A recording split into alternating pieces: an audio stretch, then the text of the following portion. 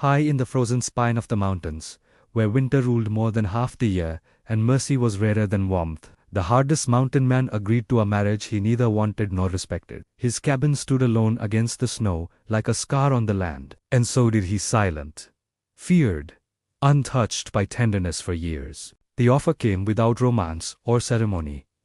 A debt unpaid, a family ruined, and a young woman with no place left to turn. Her father's name was spoken with shame, her own with quiet desperation, and the price for survival was her hand. When she arrived at his door, the wind tearing at her thin coat, she did not beg, she simply stood there, pale from cold and fear, holding a small bundle of belongings and the weight of a future she had not chosen. He studied her like a contract, not a bride, noting how small she looked against the mountain, how her hands trembled even as her chin lifted in stubborn resolve. The marriage was arranged without witnesses. Vows spoken flatly, each word stripped of promise. He made his terms clear before the fire ever warmed her skin. She would have shelter, food, and safety from the world that had discarded her, but nothing else.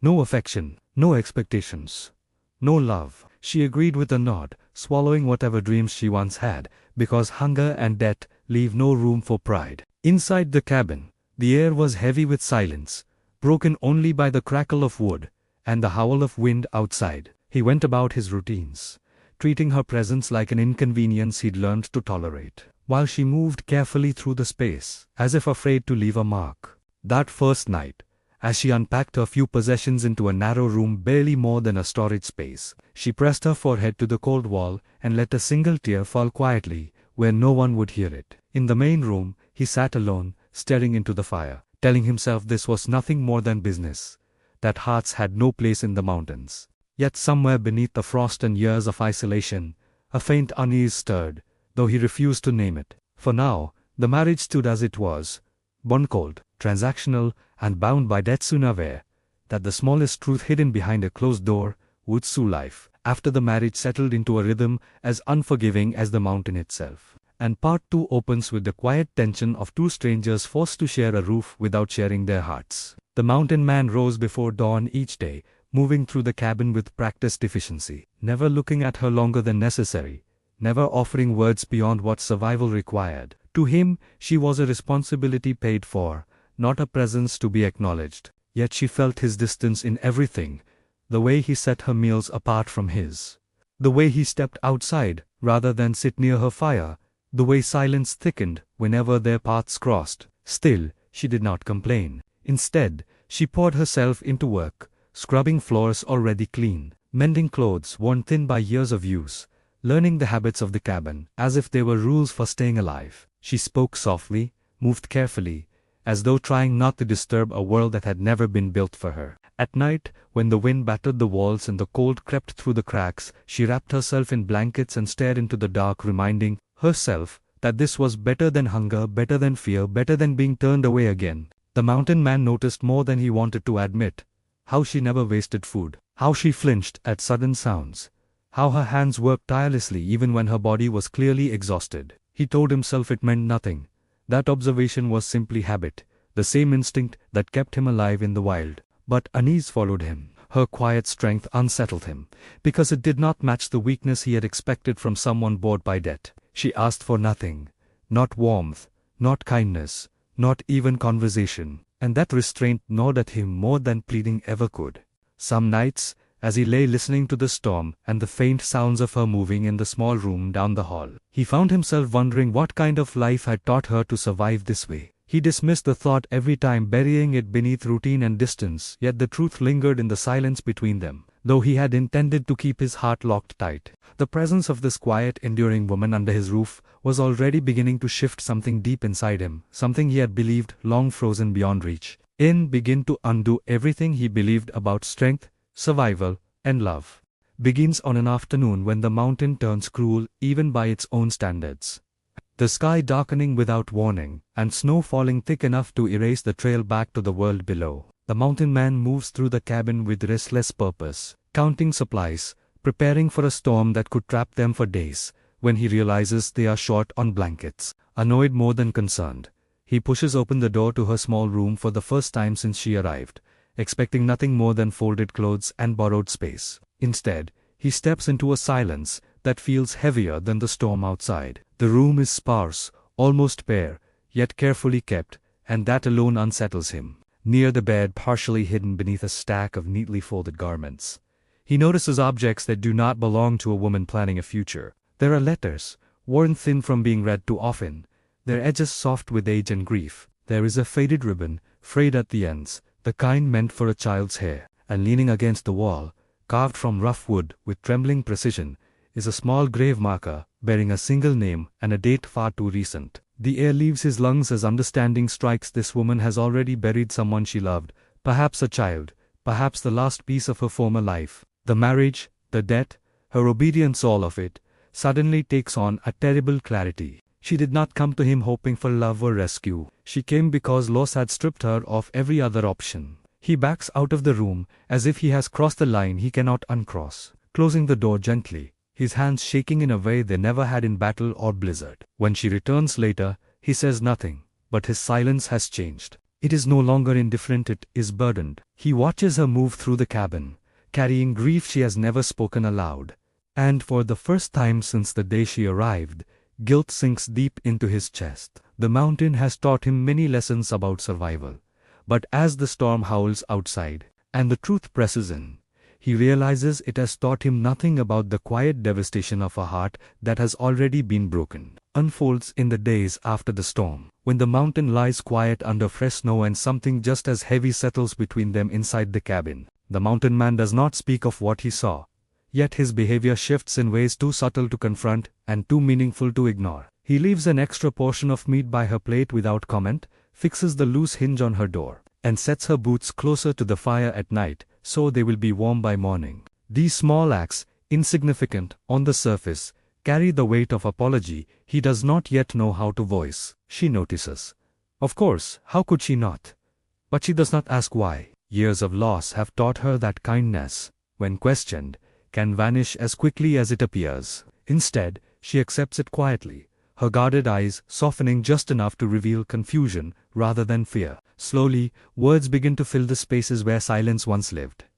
He asks where she learned to sew so well. She tells him about her mother, gone long before the debt ever existed. She asks how he learned to survive alone in the mountains. And he speaks of winters that took friends and a life that demanded hardness to endure. Each conversation is brief, careful, but layered with truths neither of them has shared in years. The cabin itself seems to change, no longer a place of mere shelter, but one of cautious coexistence. At night, he lies awake listening to her steady breathing through the thin walls, aware of how close he came to treating her grief as invisible. She, in turn, begins to move less like a guest awaiting dismissal and more like someone learning the shape of a life she might be allowed to keep. Yet beneath the fragile warmth building between them lies a shared restraint, neither daring to name what is happening, both afraid that acknowledging it might break the delicate balance holding them together. The mountain remains cold and unyielding, but inside the cabin, cracks have formed in the ice around his heart,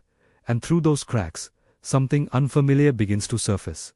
Care born not of duty or debt, but of understanding, growing quietly in the space where indifference once ruled, arrives with the mountain's harshest test, as if the land itself senses the fragile change between them and moves to challenge it. A brutal blizzard descends without mercy, swallowing the world beyond the cabin in white fury, and sealing them inside with dwindling supplies and rising fear. The cold presses in through every crack, and despite all his preparation, the storm lasts longer than expected. She grows weaker with each passing day, her strength worn down by exhaustion and a fever that refuses to break. At first, he tells himself it is only a responsibility that keeps him close, the same instinct that makes him guard food and fire. But when her hands begin to shake and her voice fades to little more than breath, the truth becomes impossible to deny. Panic sharp and unfamiliar cuts.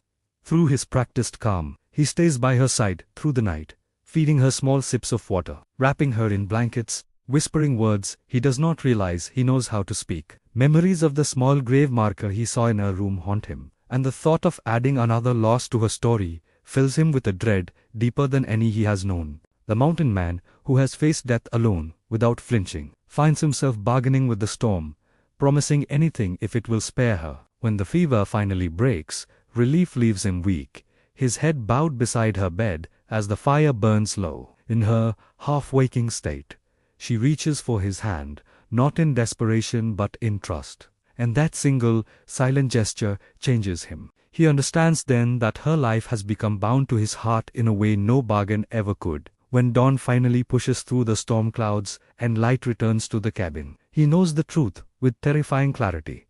If she were to leave, or worse, be taken by the mountain, the emptiness left behind would be something he could never survive. Begins in the quiet after survival, when the storm has passed and the mountain exhales, leaving the world washed clean and fragile with new light. She recovers slowly, her strength returning in small, careful steps, and the cabin settles into a gentler rhythm than it has ever known. It is then that the mountain man makes a decision harder than any he has faced in the wilderness. One evening, as the fire crackles low, he speaks of her room, of the letters, the ribbon, the mark around, the pain he carries for having seen them without permission. His voice is rough, stripped of its usual certainty, as he admits the truth he has avoided. He treated her as payment, not as a woman who had already endured unbearable loss. He tells her the debt is forgiven, that she owes him nothing, and that when spring fully comes, she is free to leave and build a life untouched by obligation. The words fall heavy between them, filled with sincerity and fear, because offering her freedom means risking her absence. She listens in stunned silence, tears gathering not from grief, but from something dangerously close to hope.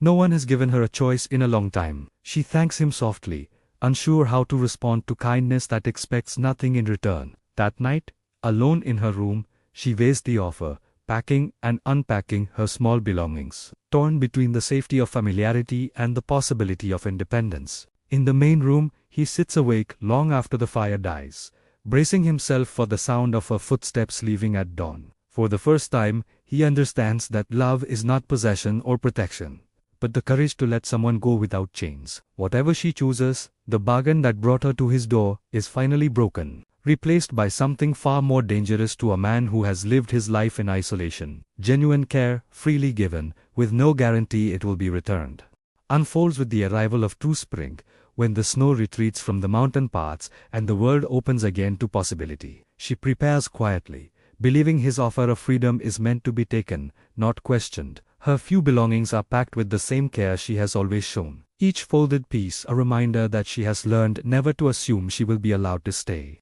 The mountain man watches from a distance, every movement cutting deeper than he expected, yet he forces himself into silence, honoring the choice he gave her, even as it threatens to undo him. On the morning she is set to leave, the air is clear and sharp, and the trail below the cabin is finally passable. She steps outside, pausing only once to look back, her expression calm but resolute. Something breaks in him, then years of restraint, loneliness, and fear collapsing under the weight of what he stands to lose. He calls her name, his voice raw and unsteady, and for the first time since she arrived, he speaks without defense or pride. He tells her that he does not want her to stay out of duty or gratitude, but because she has changed the shape of his life, bringing warmth into a place he believed forever frozen. He admits that the hardest lesson the mountain ever taught him was not how to survive alone, but how to risk loving someone after loss. The words come slowly, painfully honest, stripped of grandeur, yet they carry the truth she has waited to hear, without daring to hope for it. She turns back, tears shining in her eyes, and answers with her own quiet confession that she has already begun to think of the cabin as home, and of him as more than a shelter from the storm. In that moment, the distance between them finally closes, not with a promise made from fear, but with love chosen freely, standing firm under the open sky. Part 8 closes the story, not with grand ceremony, but with the steady, enduring work of building a life together. She stays not because the mountain demands it, not because death binds her, but because her heart has found a place where it can finally rest. Summer brings warmth to the high slopes, and with it laughter she never thought would return to her life. The cabin changes under their shared hands. Windows widened to let in light. A table built for two. Flowers planted where only stone once lived. The mountain man learns a new strength, one that does not come from isolation or silence, but from allowing himself to be known. He speaks more, listens better, and finds that the fear he once mistook for weakness fades when shared. She, in turn, begins to heal in ways she did not believe possible, honoring her past without being trapped by it. Together, they visit the small marker she once carved in grief, not to reopen wounds, but to acknowledge the love that shaped them both. Seasons turn, as they always will. Yet, the cold no longer rules the cabin. Where a bargain once stood, a partnership grows rooted in choice, patience, and trust. The hardest mountain man, once defined by his solitude, discovers that love does not steal freedom, as he feared. It gives it meaning. And in the quiet rhythm of days, shared side by side, they create something stronger than death, deeper than survival, and lasting enough to withstand even the harshest mountain winter. Brings the story to its quiet, lasting resolution, where love proves itself not in dramatic gestures but in the steady choice to remain. She stays on the mountain after spring not because she owes him anything, but because for the first time since her losses, she wants to. The cabin slowly transforms under their shared effort walls.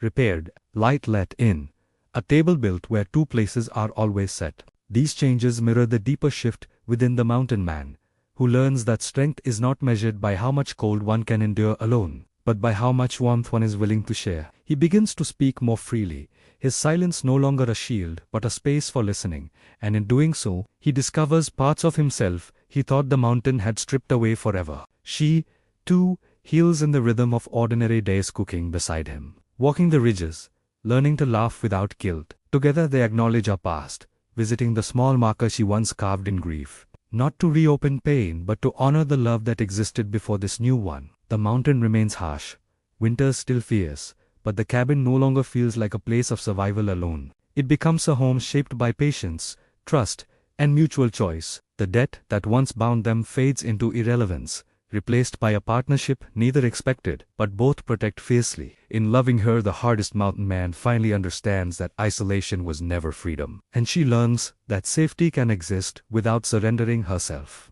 As seasons turn and years pass, what began as a cold bargain endures as something far stronger: love chosen daily, strong enough to withstand loss, memory, and even the unforgiving mountain itself.